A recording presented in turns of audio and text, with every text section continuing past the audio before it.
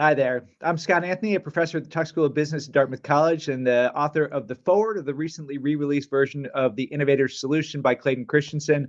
The worst advice I ever got was from my big sister, Michelle. This is a ways back. I was in high school. I had a big crush on a girl. Michelle suggested that I write her a letter explaining exactly what was the basis of my crush and my feelings for her, etc. I did that. It did not work out well. That was the worst advice I ever got.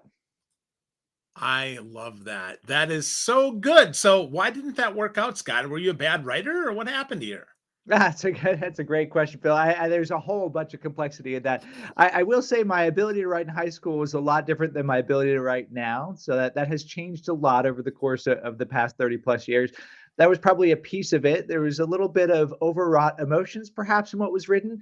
And the process of transmission, I didn't give the letter to the exact person. I gave it to someone to give to the person, which in high school is an extraordinarily bad idea. So there was just a lot of missteps along the way. That's fun. That's so cool. Well, good. Well, I'm glad that your writing has improved and now you're writing forwards to awesome books like the Innovator Solution. So, how did you get picked to write the forward? You want the honest story? A bunch of other people said no. So, the backstory, Clayton Christensen, who wrote The Innovator Solution, Innovator's Dilemma, a bunch of other stuff. He was a professor of mine at the Harvard Business School. I did a couple years of research with him. We wrote a book together. I joined the consulting company that he had founded, spent 20 years helping to build that, and became a teacher a couple years ago. So I have a very close relationship with Clay. He passed away back in 2020. The publisher said it was going to reissue his two seminal books, The Dilemma and The Solution, this year.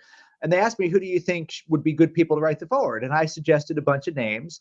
They got Mark Benioff from Salesforce to write the forward to the Innovator's Dilemma. That was great. Some of the big names they went to for the solution said no. They had three no's, and I won't get those people in trouble by saying who they were, but famous business people. And then they said the answer has been staring us in the face all along. It was you who should write the forward. And I said, well, I'm of course thrilled to do it. I know I was not your first, second, third, or fourth choice, but hey, still it worked out.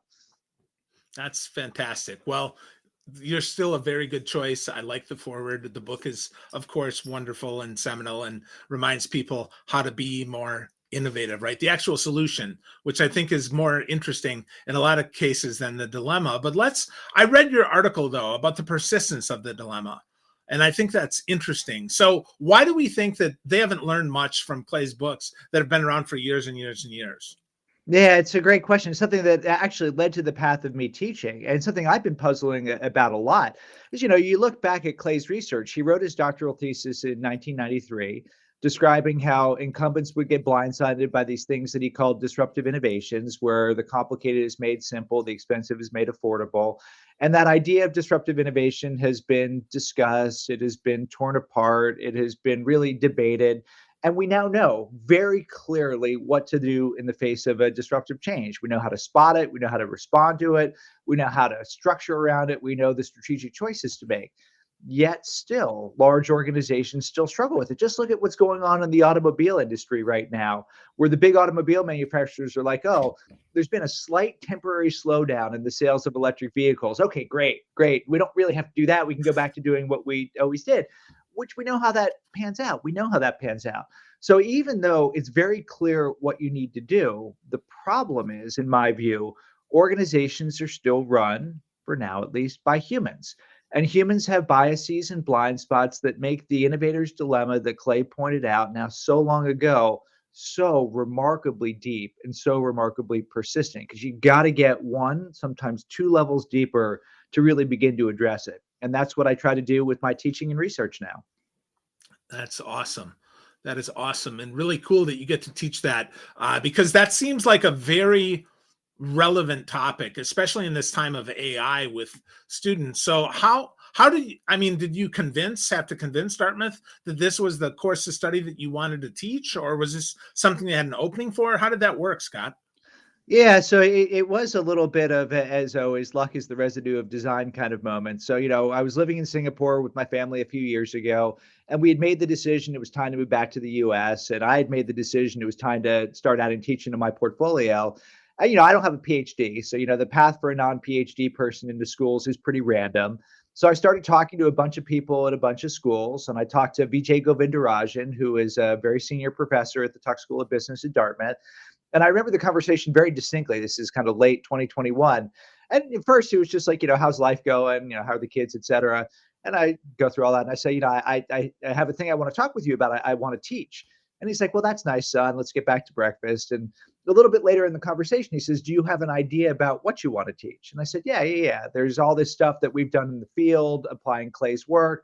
I studied this field of system psychodynamics. I think there's an interesting opportunity to marry the two.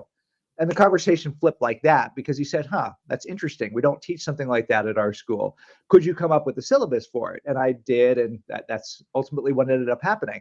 So there was not a job opening. There wasn't a spec that I sought to fill, but I did have an idea of teaching this class, and Tuck, to its credit, said, this is an interesting thing that we can add to our curriculum. And here we are.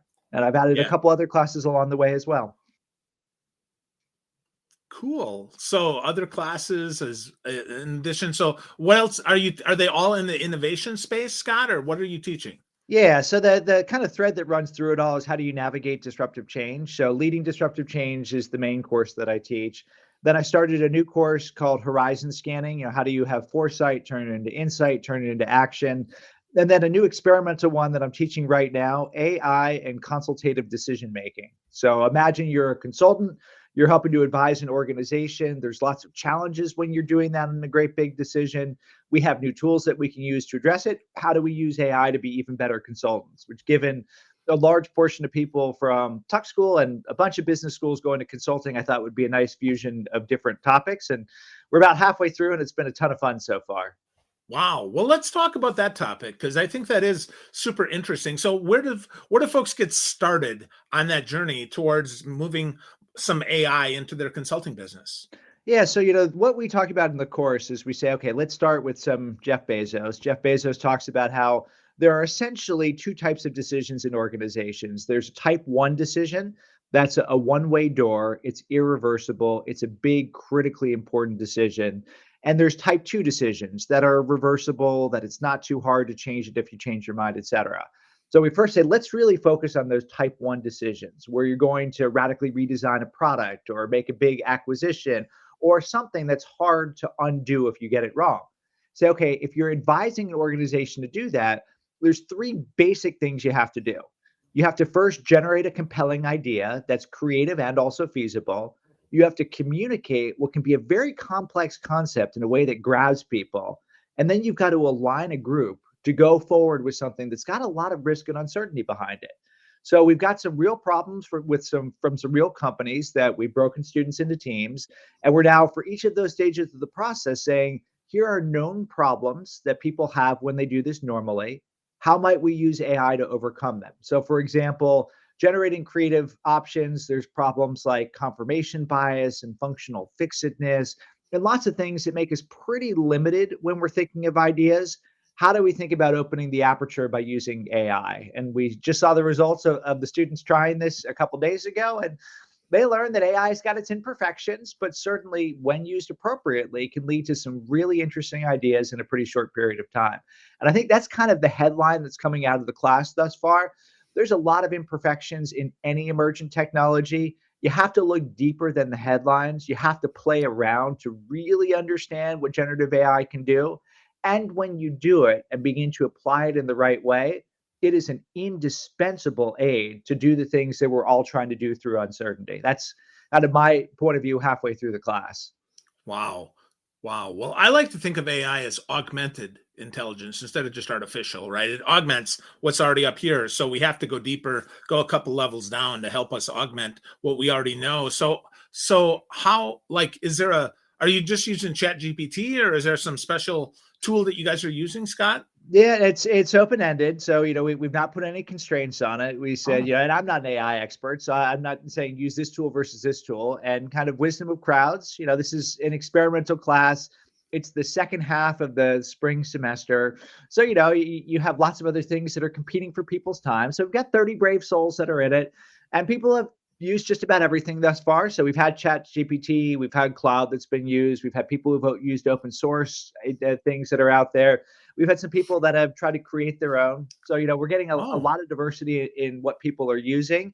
And for the next task, when they have to generate compelling ways to communicate their ideas, I think we're going to see people use even more tools. Is the thing I told them is one rule, no PowerPoint. So you can do whatever you want, but no PowerPoint slides. Like if there's a PowerPoint slide with an embedded video on it, I will accept that. But we need stories, and those stories need to have either pictures or sound or something. So I played around with having Dartmouth's most famous graduate is Theodore Geisel, otherwise known as Dr. Seuss. So I had of course, advertisement in the tone of Dr. Seuss for my idea. And of course, this is what the large language models do exceedingly well. It just had something that really, really nailed it. You had to do the work to come up with the first idea. And that was, as you said, Phil, that was augmented. So that was a little bit of me, a little bit of the tool.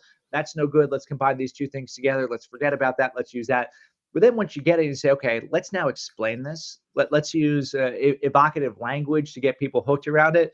It was beautiful, just beautiful. Wow. Wow. Yeah, I've played around with the Dr. Seussification of some of my ideas as well to try to see if it can combine and contrast that sort of stuff. Because I'm no poet, so I like the way that it Seussifies my work sometimes around Dr. Seuss's birthday. Try to be topically relevant. Like, what did you do? Do you like pop in your idea, Scott, and then it Seussified it, or how did that work? Talk to me Yeah, about that process. the specific thing here, I was inspired first by an academic article that had a few different authors on it that went and looked at different ways to generate ideas because the early research findings show when you use Gen AI to generate ideas, you increase the overall average quality, but you cut off the tails. So you get more kind of A through D letter grades, you get more B's, fewer D's, but also fewer A's. But the technique that is emerging is the one that's strongest is what's called chain of thought, which is basically you say, you have to do these steps. You have to do each single step. You take the process and you really break it into chunks and you force the AI, even if it doesn't want to, which I'm giving it agency, but whatever, even if it doesn't want to do each of those steps. So did all that, came up with it with an idea, and then said, okay, let's now take this idea, and I made some modifications to it, and let's imagine how we communicate it. I started with a advertisement in Harvard Business Review. And then I said, okay, let's have a little bit more fun with it. Let's come up with a 10-line Dr. Seuss poem. And I found, like many people have, when you put a constraint on something, make it shorter, make it more of this, less of this, whatever, you get better output. And this ties right into the creativity research that shows if you want things to be more creative, liberate with constraints. The same I'm repeatedly finding is true with artificial intelligence. When you give, 8-page prompts, you get mush. When you give broad prompts, you give mush. When you really focus, you begin to get things that are really good. Yeah, that's so cool. I would say the same is, like you said there, the same is true about people. The more we can kind of box them in and help them, stay inside the box instead of thinking outside of it, I think we see a lot better results. That is repeatedly shown in research. And it's one of these things, way back to the persistence of the innovator's dilemma. It doesn't feel right when you say, I'm going to liberate you by setting constraints. It's paradoxical. It feels like constraints are constraining, but constraints are liberating. And that is the thing that I have seen repeatedly. Overcoming the innovator's dilemma means living with paradoxes like this, having a paradox mindset where you don't view that as an either or, you find a way to transcend it and you can have both of those things together. And I've almost got now A to Z compendium. It gets a little bit, whatever. The language gets a little weird when you get to X, but almost an A to Z compendium of different paradoxical practices required to navigate disruptive change. And of course, it all starts with having a mindset where you embrace those sorts of things. Ooh, well, give us a couple more of those, Scott. Give us a couple, maybe I'll pick some letters. So pick F. You got a good one for F? F, but good. Fail to succeed. So that was good. I've not been asked to do this on demand, so I'm not sure what some of the letters would be harder than others, but F, fail to succeed. And we know this in the innovation space. We know that in order to ultimately succeed, there's going to be false steps and fumbles and missteps along the way. And this has been one of the fun things for my next project. I have a book I'm working on the history of disruptive innovation with the tentative title Anomalies Wanted: A Brief History of Disruption. And one of the findings that I've seen persistently is overnight successes are usually decades in the making. So Yeah. as an example, I ask people, how old is this device, the Apple iPhone? And people will say 2007. I say, let's go back. Because you can talk about wireless technologies from the 1920s, the transistor from 1947, Gorilla Glass starting in 1952 with something that didn't work in the lab, a mistake that ended up being a happy accident that led to. So, this idea that on the path to success, there's going to be a lot of failures is very time tested in the innovation space. Fail to succeed. Awesome. I'm going to give you one more and then I'll let you pick your favorite. I'm going to pick P just because that's how my name starts. You P. know P? P, I don't know what I have as P immediately, but what I will say, what I will go with P is pessimistic optimism. So it Oh, doesn't have a verb in it, so that doesn't work perfectly, but pessimistic optimism, so the pessimism, Andy Grove was famous for saying only the paranoid survive. And indeed, you need to be pessimistic. You need to be paranoid to see a problem. The pessimist sees the problem, the optimist creates the solution. If you only see problems, you get very rigid in your response. That's what my colleague Clark Gilbert found in his doctoral research a few decades ago. So you need the pessimism, but you have to let go of the pessimism. So pessimistic optimism is a key to success. awesome. I love that one. So give us, what's your favorite that you wrote down, or maybe your most surprising one? The one I start with I'm also teaching this in my class next week, so it's top of mind. Act when the data tells you not to. So this is the root of this is what we call the information action paradox. And the idea is the amount of information you have and your freedom to act are inversely related. So in the early days, you can do whatever you want, but there's no data, there's no information to guide your decision. At some point, the right thing to do is perfectly clear, but you can't do it anymore because that data has been created by people launching businesses, getting customers, developing technologies, and so on. So the trick, if you're a leader, is to recognize that you cannot wait until data are clear. If you wait that long, it's too late. So you have to act when the data tells you not to. That's not to say that you avoid or ignore data. It's just a recognition that you need to have intuition. You need to have some wisdom. You need to be able to see the faint signals. You need to be able to take all those things and be a leader that can make a call before the data are all clear. And that's not an easy thing to do for lots of very understandable reasons. Yeah. So I heard somewhere, because I was in the military, that some great generals said that at 60% make the decision. When you have 60% of the data, it's time to move forward. Is that what the data shows for you too? Absolutely. And it gets attributed, that line gets attributed to various people. Colin Powell is the one that I heard it attributed to. Okay. And it's either 60% in some telling, 70% others. Whatever it is, it's more than 50%. Less than 50%, you're coin flipping, and coin flipping is not good. And you get above 3/4, that's when it's really okay, clear enough to make it. So it's somewhere in that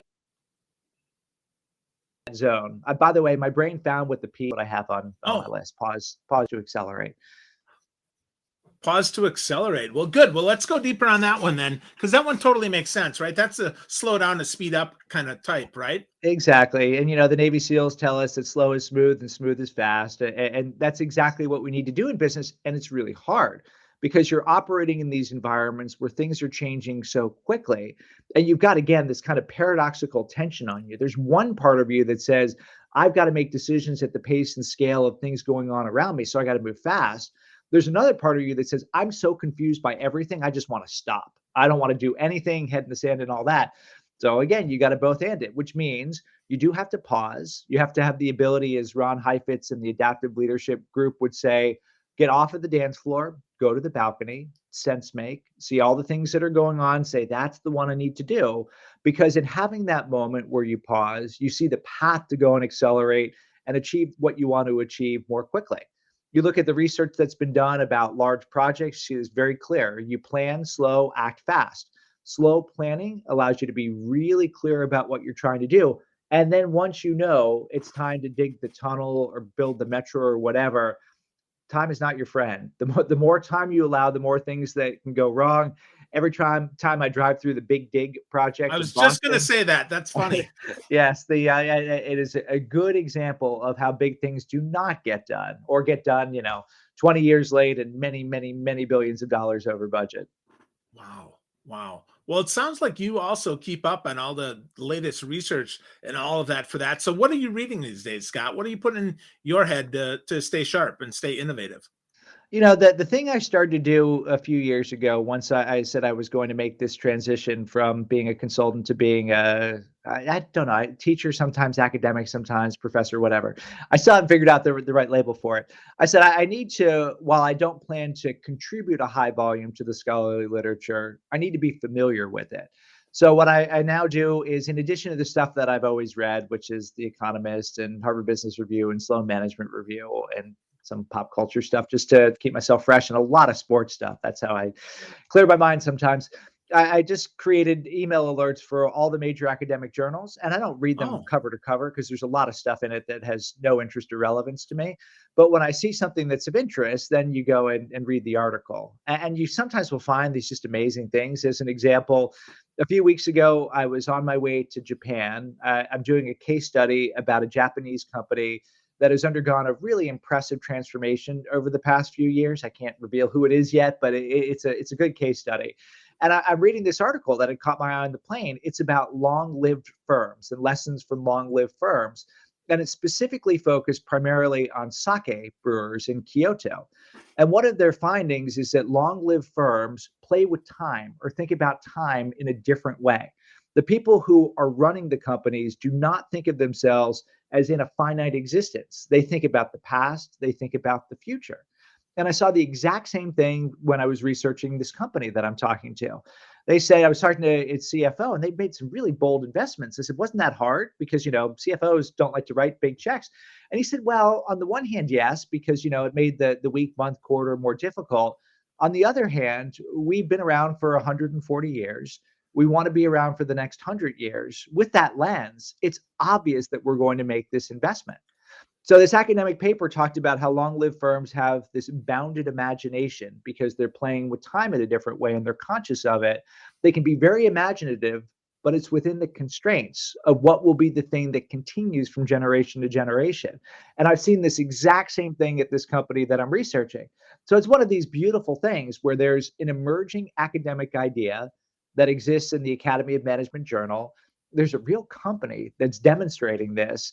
And one of the things that I just love is when you can put those kinds of pieces together. yeah, definitely. Definitely. Well, I'll have to do some of that because you've definitely got some interesting stuff that you like to talk about. But let's end up talking about baseball. You guys see you got a baseball behind you. I love baseball. Is the Red Sox your team? Well, I was born in Bethesda, Maryland. I grew up as a Baltimore Orioles fan. We had season tickets from 1984 to 1997, and I went to many, many games during that time period. I moved up here, and it's hard not to fall in love with the Red Sox here. So the Red Sox and the Orioles kind of go back and forth in my loyalty. My kids are huge Red Sox fans, though, clearly. Awesome. So who's the baseball behind you, Scott? So the story of the baseball behind me, this is a nice family story. This is actually from opening day. Opening day this year, I went with my 7-year-old son, Teddy. We're in Fenway Park, over by the pesky pole, and we're yelling at the new right fielder, Tyler O'Neill. Teddy's cute little 7-year-old. He's got his hat, he's got his glove. Throw us a ball, throw us a ball, throw us a ball. And we don't get one, don't get one, don't get one. Finally, in the 8th inning, they finished their warm-ups. He turns, he looks, and he's like 120 feet away or whatever. And he points and he throws it to me, not Teddy, which was a bad call because I didn't have a glove. And I caught it, dropped it. It hit the railing, and I caught it again, so I held on to it. I gave it to Teddy, and he said thanks. He gets a ball every game he goes to. I don't know how he does it. He's a ball magnet. He says, I really want to give this ball to you. And I said, well, that's really nice. Will you sign it for me? And he brought a pen to the game because we're by the pesky pole, and you go and sign it. And he signed it. And this is, I don't know how well you'll be able to see it, but there you go. Aw, that's so awesome, So Scott. it says, this one is for you, Dad. Love, Teddy. So that is the opening day 2024 Tyler O'Neill. Pretty good shape ball. And my wife got a little case for it, and it sits behind me now. So that's the ball Beautiful. story. I love that. That's very cool. Well, Scott, if people want to find more of you, where should they go? Where should they find you online? Yeah, so LinkedIn is the place where I live most of the time. So if you just look for Scott Anthony Tuck, you find me there, or you just Google Scott Anthony Tuck, you'll find the website at Tuck, and that's the easiest way to keep up with me. Very cool. Well, Scott, I learned a lot about innovation and a little bit about the joy of being a father in baseball. So I love that, man. Thanks so much for spending some time with me. I appreciate you. Yeah, thanks, Phil.